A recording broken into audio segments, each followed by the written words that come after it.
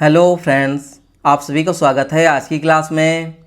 दोस्तों, यदि आप आर्मी अग्निवीर एग्ज़ाम या फिर टीए आर्मी एग्ज़ाम की तैयारी कर रहे हो तो यह क्लास आपके लिए काफ़ी इम्पोर्टेंट है, क्योंकि आज की क्लास में दोस्तों सामान्य विज्ञान यानी कि साइंस के टॉप 15 प्रश्नों के बारे में डिस्कस करने वाले हैं, जो बार बार आपकी परीक्षाओं में पूछे जाते हैं और आने वाले एग्ज़ाम में ज़रूर पूछे जाएंगे।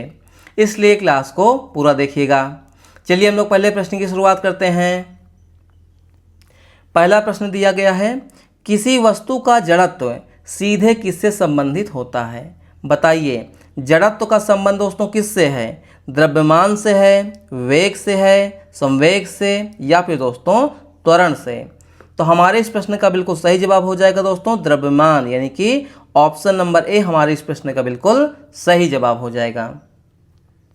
अगला प्रश्न दोस्तों क्या है, मानव शरीर में टिबिया नामक अस्थि कहाँ उपस्थित होती है? तो बताइए कि पूरे मानव शरीर में दोस्तों टिबिया नामक अस्थि कहाँ उपस्थित होती है? भुजा में, खोपड़ी में, टांग में, या फिर दोस्तों चेहरे पे? तो हमारे इस प्रश्न का बिल्कुल राइट आंसर, बिल्कुल सही उत्तर हो जाएगा दोस्तों ऑप्शन नंबर सी, टांग। यानी कि टिबिया नामक अस्थि कहाँ होती है? तो ये होती है दोस्तों टांग में। अगला प्रश्न दोस्तों क्या है, मानव शरीर की कौन सी ग्रंथि एच आकार की होती है? तो बताइए कि मानव शरीर की दोस्तों कौन सी ग्रंथि एच आकार की होती है?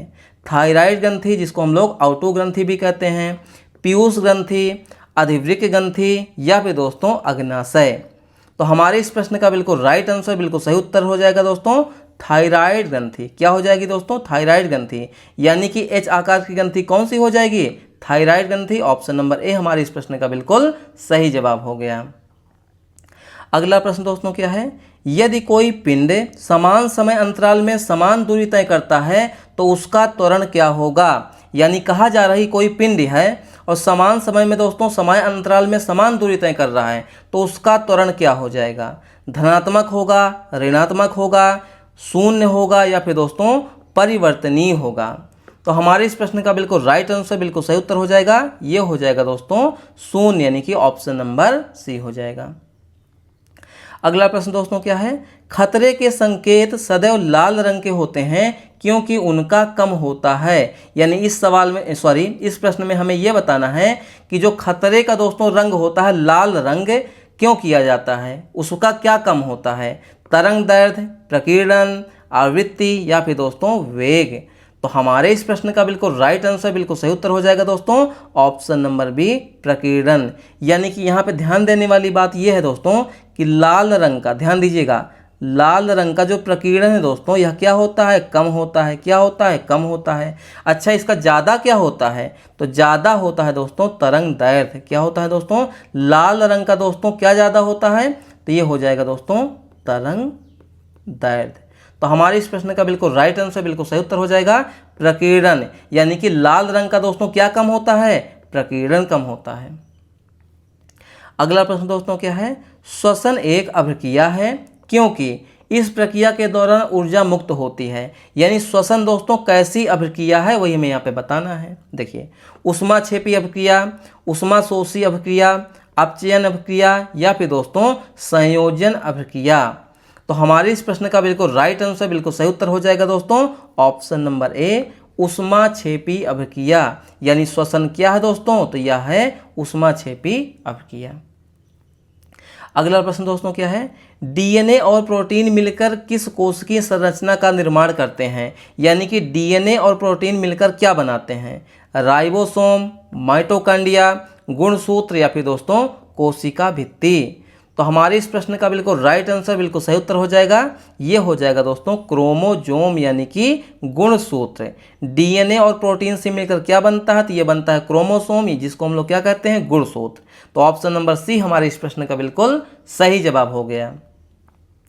अगला प्रश्न दोस्तों क्या है, निम्नलिखित में से किसमें विखंडन द्वारा प्रजनन होता है? वेरी वेरी इंपॉर्टेंट प्रश्न है दोस्तों। बताइए कि विखंडन द्वारा प्रजनन किसमें होता है? हाइड्रा में होता है, अमीबा में होता है दोस्तों, ईस्ट में होता है, या फिर दोस्तों स्पाइरोगाइरा में? तो हमारे इस प्रश्न का बिल्कुल राइट आंसर, बिल्कुल सही उत्तर हो जाएगा ऑप्शन नंबर डी, स्पाइरोगायरा। क्या हो जाएगा दोस्तों? स्पाइरोगायरा हो जाएगा। अच्छा, हाइड्रा में दोस्तों प्रजनन कैसे होता है? तो ये होता है दोस्तों मुकुलन विधि, यानी कि मुकुलन द्वारा किसमें जो है प्रजनन होता है? ये होता है दोस्तों हाइड्रा में होता है। उसके अलावा दोस्तों अमीबा है, तो अमीबा में कैसे प्रजनन होता है? तो ध्यान दीजिएगा, द्विखंडन विधि द्वारा। किसके द्वारा दोस्तों? द्विखंडन विधि द्वारा अमीबा में होता है प्रजनन। और इसके अलावा दोस्तों ईस्ट है, इसमें कैसे होता है प्रजनन? तो ये होता है दोस्तों मुकुलन विधि, इसमें भी होता है। लेकिन क्वेश्चन में क्या बताना है कि विखंडन द्वारा प्रजनन किसमें होता है? तो ये हो जाएगा दोस्तों ऑप्शन नंबर डी, स्पाइरोगायरा। अगला प्रश्न दोस्तों क्या है? लार में मौजूद कौन सा एंजाइम स्टार्च को शर्करा में बदलता है? तो बताइए कि लार में मौजूद कौन सा एंजाइम स्टार्च को शर्करा में बदल देता है? पेप्सिन, एमाइलेज, लाइपेज या फिर दोस्तों ट्रिप्सिन। तो हमारे इस प्रश्न का बिल्कुल राइट आंसर, बिल्कुल सही उत्तर हो जाएगा दोस्तों ऑप्शन नंबर बी, एमाइलेज। क्या हो जाएगा दोस्तों? एमाइलेज।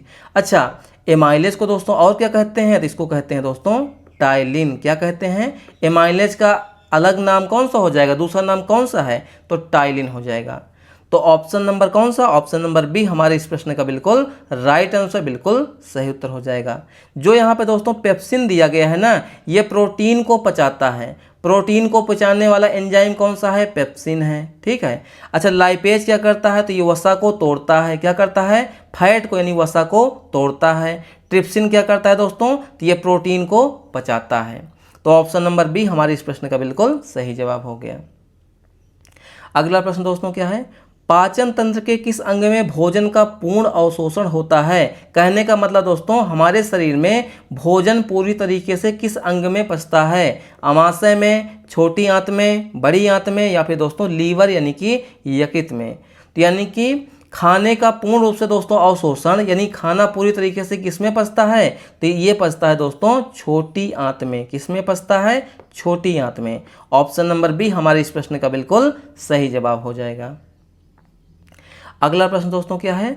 मिल्क ऑफ मैग्नीशिया का उपयोग किस रूप में किया जाता है? तो बताइए कि जो मिल्क ऑफ मैग्नीशिया का उपयोग किस रूप में हम लोग करते हैं? तो देखिए, एंटीबायोटिक है, प्रतिजैविक है, ठीक है, दर्द निवारक है, एंटासिड यानी कि प्रति अम्ल है, या फिर दोस्तों एंटीसेप्टिक के रूप में।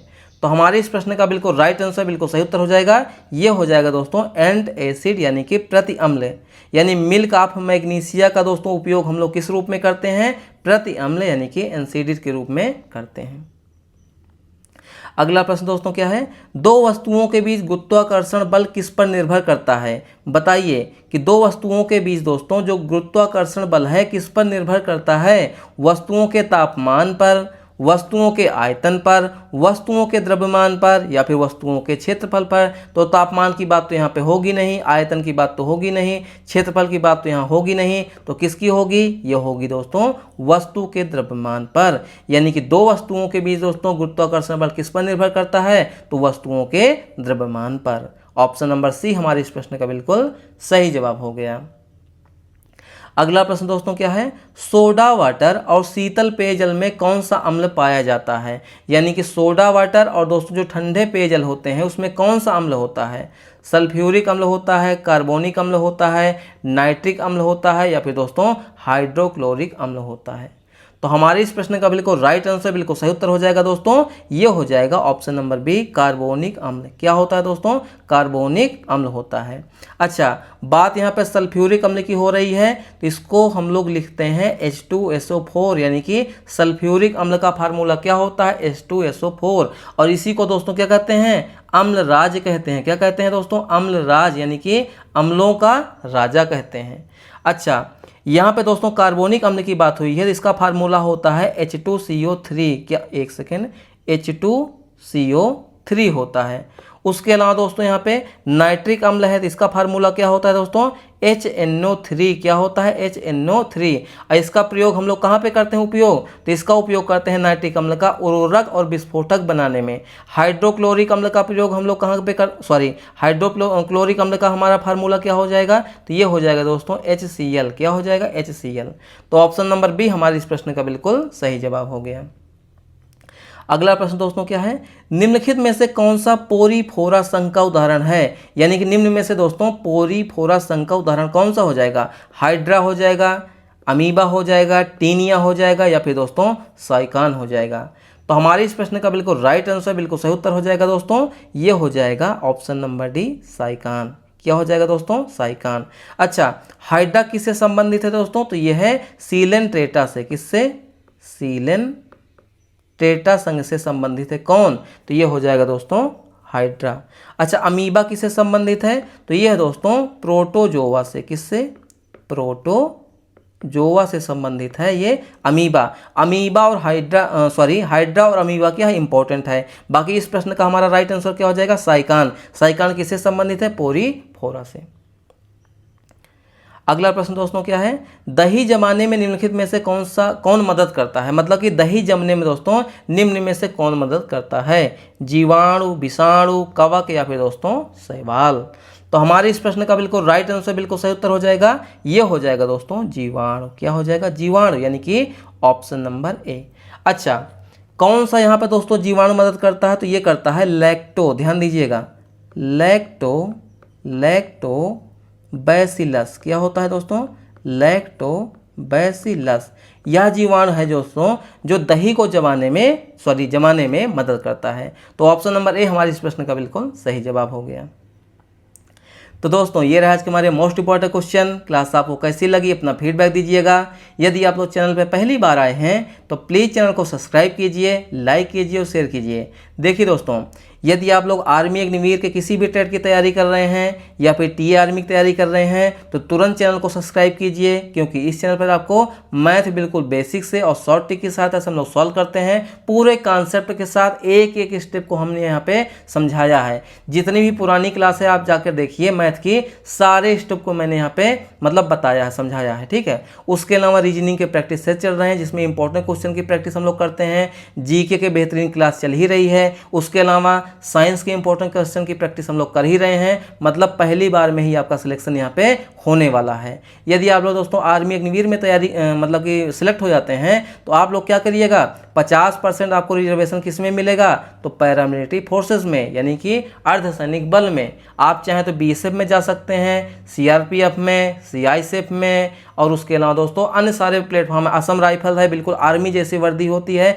आप उसमें भी जा सकते हैं। तो मन लगा के पढ़ाई कीजिए। जहाँ पे समझ में नहीं आता है आप उसको जो है कमेंट में लिखिए, मैं इसको समझाऊंगा। बेफिक्र होकर पढ़ाई कीजिए। आपको कंटेंट में कोई भी क्वालिटी यहाँ समझौता नहीं होगा। कंटेंट वही यहाँ पे आपको प्रोवाइड किया जा रहा है दोस्तों जो आपके एग्जाम में पूछे जाएंगे। आपका जो सिलेबस है, आपके जो एग्जाम का लेवल है, उसी लेवल के हिसाब से हम लोग यहाँ पे क्वेश्चन की प्रैक्टिस कर रहे हैं। बस आप लोग मन लगा के पढ़ाई कीजिए। मैथ में हमें पूरा नंबर चाहिए, रीजनिंग में हमें पूरा नंबर चाहिए, और साइंस में भी लगभग पूरा नंबर चाहिए, और जीके में थोड़ा बहुत कम भी हो जाएगा तो कोई बात नहीं, हमारा मेरिट आराम से बन जाएगा, ठीक है। 50 में से हम लोग अच्छा स्कोर करेंगे, 40 प्लस के ऊपर हम लोग स्कोर यहाँ पे करने वाले हैं। बस आप लोग मन लगा के पढ़ाई करते रहिए और इस साल जो है आपको वर्दी जरूर मिलनी चाहिए।